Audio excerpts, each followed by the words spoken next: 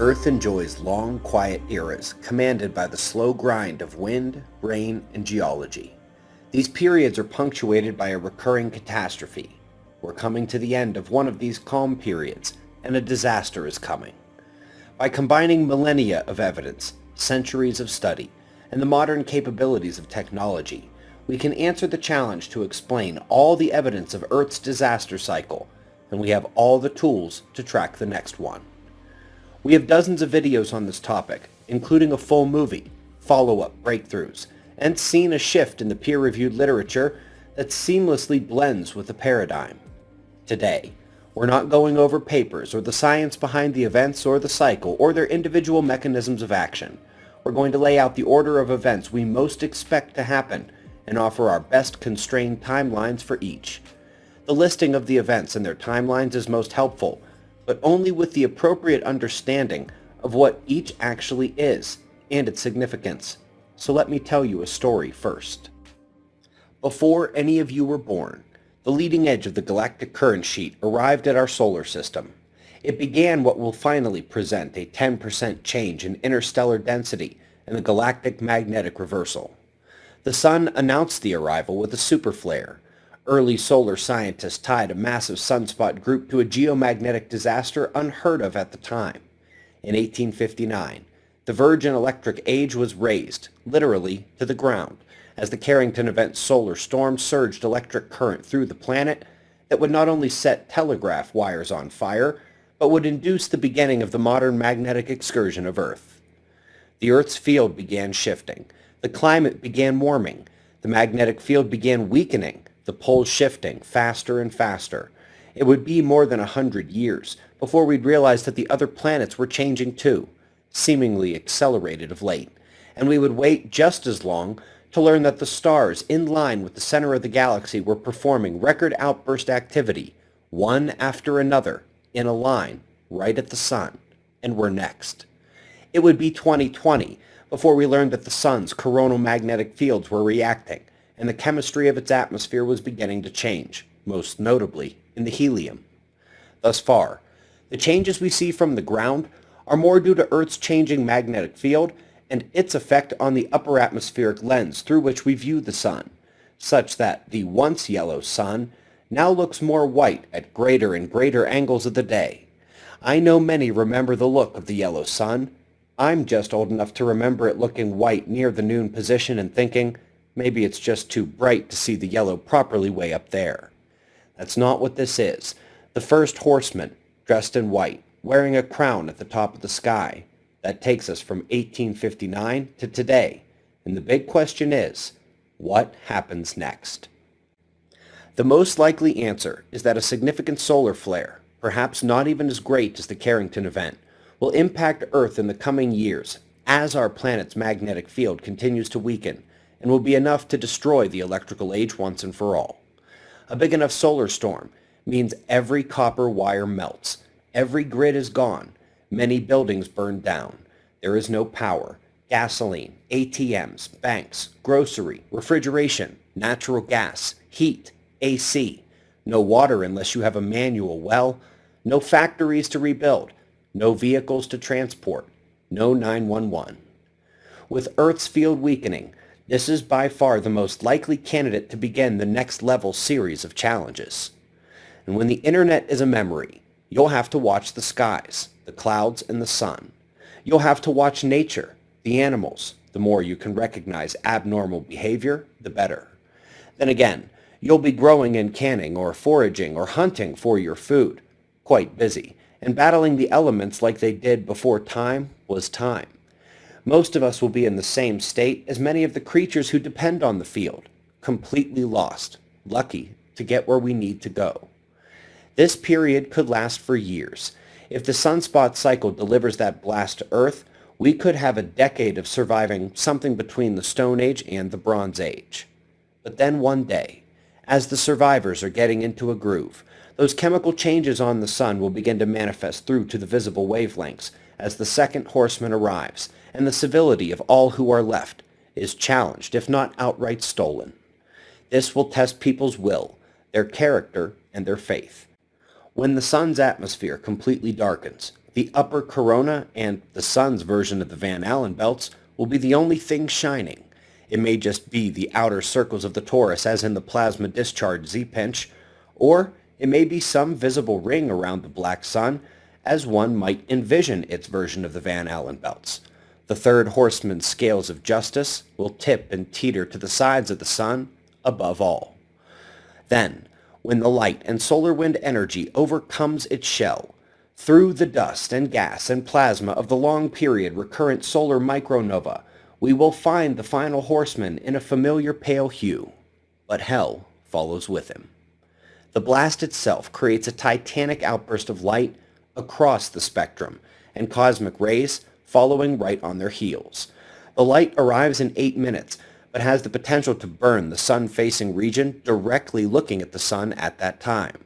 The high-energy proton cosmic ray storm that ensues will be an invisible component of the disaster, as if anyone could take their eyes away from what would be coming right at us at that time. These cosmic rays integrate with the Earth's magnetic field, and may begin the turning over of the Earth via the full planet electromagnetic insult. But before long, the actual shell arrives, and it arrives with the smallest and most energetic parts impacting first, a mega CME shockwave that compresses the Earth's sun-facing fields while surging them, creating the arc discharge others call the thunderbolt of the gods. There should also be a discharge out the other side, and perhaps the poles as well.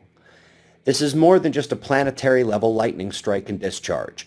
It sucks the water where it wishes, and triggers incredible tsunamis from that effect, and from the seismicity induced by its effect on underground water, metal, and crystals like olivine, which translocate upon discharge. This outstanding attraction to current can disrupt atmospheric density equilibrium as well, and depressurize parts of the world, sucking down stratospheric air, instantly freezing the surface, while frozen waters and glaciers and mountains of ice chunks from the modern poles could be cascading from their places into those same areas. The wind will enhance the tsunamis and storms, and all while something even more horrifying is happening below our feet. The volcanoes will begin to go off as the electromagnetic insult unlocks the low-velocity zone, induces through the large, low-shear velocity provinces, and triggers the kick of Earth's magnetic field through its reversal process, and as the world sways like a drunkard, tilting as Einstein, Cuvier, Deluc, and, according to Major White, how the Pentagon and US CIA believe it will tilt, 90 degrees, back and forth each cycle, alternating to put the poles cyclically in the same places, but in between, in the transition, a disaster. As the tsunamis are rolling and the Earth is tilting, the heaviest aspects of the micronova shell arrive, the impactors. Some are asteroids pushed out of normal orbits, some are plasmic forms, cooled and congealed from the micronova shell itself as it travels through space. The sun has been hidden from Earth this entire time since the micronova eruption, and even after it begins to shine on us again, the dust from the nova, the volcanic aerosols, and the water vapor produced by the event will cloud out Earth's atmosphere and continue to rapidly cool the planet. As has been the case every time before, however, 12,000 years ago in Gothenburg, 24,000 years ago in Lake Mungo, 36,000 years ago in Mono Lake, and before that in Lachamp, Vostok, Toba, and Blake, humans will be left on almost every continent as though the torrents and winds and impactors were somehow attracted to unlucky areas while others seem spared. The sun will be flaring at very intense levels at this time due to the micronova shell release effect on the corona and the photosphere.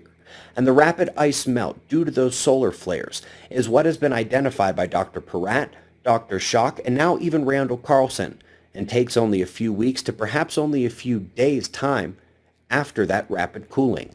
The cycle has reset, and we try to do better next time.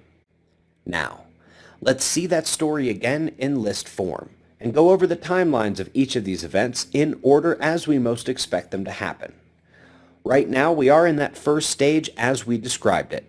The galactic sheet front boundary triggered the 1859 solar storm and the beginning of the magnetic excursion at Earth. We know today that the nearby stars, planets, and the sun are changing with us. The next up event is likely to be the solar kill shot, the technological disaster that steals our modern society from us, sending us back into survival mode. That is a very real chance of being this sunspot cycle in just the coming years. We had a number of close calls last sunspot cycle, and the field is not getting any stronger. After there aren't any electric screens to watch anymore, we'll be watching the weather and the animals change, and with it, the solar changes begin to manifest at those visible scary levels, the reddening and the full darkening, progressing to these stages likely in the 2030s. The solar micronova itself is next, blasting off the shell, darkening the sun, and bringing as drastic a change as the solar kill shot, and more. Until we see how it progresses, the timelines here are difficult, but it's fair to assume that Earth's weakening field is a fair approximation, and that one points to the 2030s to 2040s for the reversal point. When the micronova happens, the cosmic rays begin, the sun-facing quarter burns, and a few hours later, the shell impact occurs at Earth, delivering the arc discharge, the winds, the depressurization and rapid freeze, the tsunamis, earthquakes, and all while within just minutes, the induction is producing that electromagnetic insult to the core. Whether via torque to the entire system, effects on the LLSVPs, or via unlocking of the crust at the low velocity zone, the Earth turns over, bringing more tsunamis, quakes, and volcanoes. The cold sets in deeply thereafter, almost immediately in a days-long global night, but outgassing and solar flaring quickly begin to reverse the process, leaving those who survive the gauntlet to ease back into a calmer period after only a few weeks. There will be melt-driven flooding, crustal settling quakes and tsunamis and volcanoes, and more extreme climate and weather swings than we see now, but it will pale in comparison to what the previous years have brought them, and especially the previous few days.